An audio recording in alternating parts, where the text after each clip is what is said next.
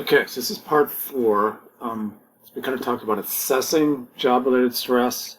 So I'm going to talk about how to treat job-related stress. So pull up that stress solutions treatment box that's in the week four module to help you work through this.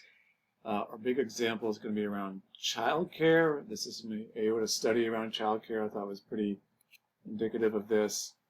They talked a lot of parents of children, especially young children, 4 years and younger. 130 of them surveyed them.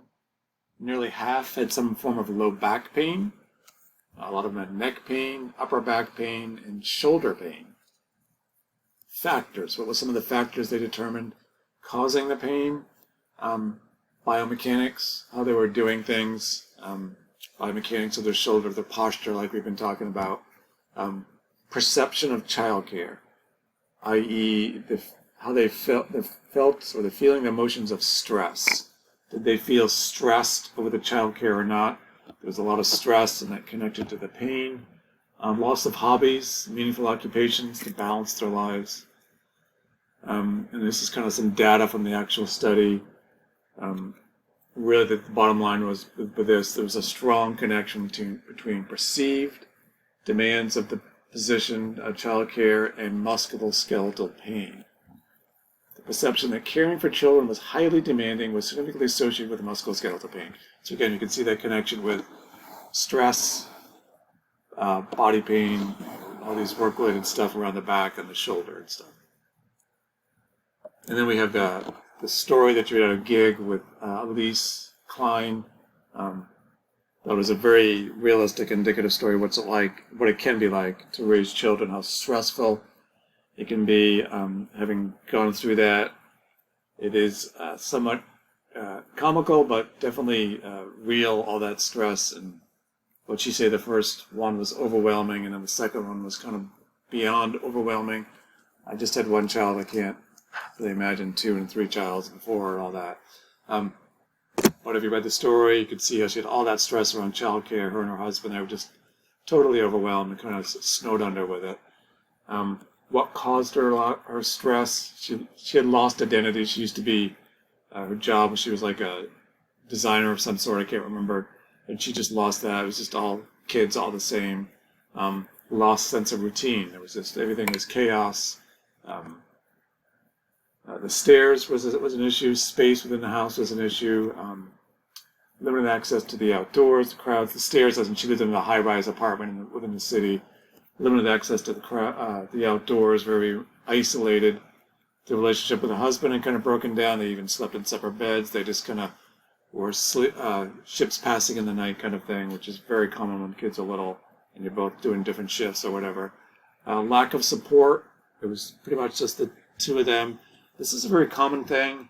A lot of you, time you have children, you're going to be married and into the career thing. I'm guessing since you're, OTs and all that, usually you're marrying somebody that's similar that also has a career. And you find you might be chasing career jobs out of the area, away from your immediate family. Say you move to the Midwest or something to get an OT job, or your husband gets a job. And then everything seems great. You have this child, and you realize, oh, mom's not around to help me out.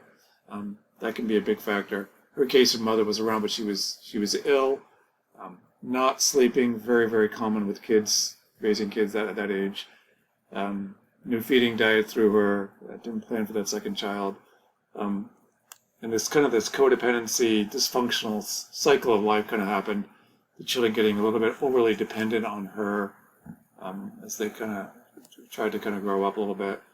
And then solutions for that, different solutions, kind of brainstormed this with earlier classes, hiring help, getting the husband to do more, do stuff differently, getting her back to work and maybe give her more balance in her life. Support groups are huge. I know with our son, when we were raising him, we were kind of isolated from our immediate family. So we did the support group thing a lot. Book club maybe, play dates were a big thing. Getting her sister to help, rotating care, some kind of meaningful activities if not back to work, sleep hygiene, sleep routine, schedule out your day, PlayStations. What does that mean? It's kind of organizing your house around PlayStations. They do it kindergartners, they do in kindergarten class, they're really good at this. You go from this station to that station. It gives some structure to the day. Kids love structure. They really thrive with it. Getting the children to be more independent. This is kind of some quick solutions. And then going to that, into the solutions box. I can get that to come up. And this kind of breaks it down. So if you had something in the midterm around stress, a lot of this is kind of basic OT. Some of it's kind of some things you might have not thought about. If you hate your job, what can you do around that? Think about different environments, different aspects of the job. We kind of talked about that. Resources, I mean, we're not job counselors, getting them hooked up with a job counselor, that sort of thing. Something can help them with a resume and all those things. If there's stress, think about sleep hygiene, daily demands, mind-body relaxation. You know about this now. The Tai Chi, the yoga, the meditation, all those things. You go to wellness, mind diversion stuff, journaling, meditation, spirituality, whatever works for them. Just some basic kind of OT stuff that you could do to help them manage their stress. Okay, let's go back to this. And we can close this out.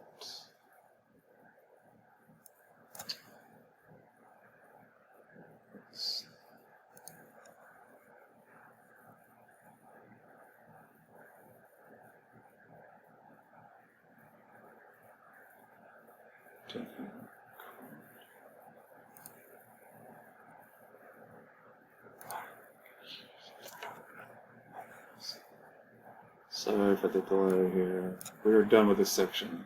I can figure out. There it is.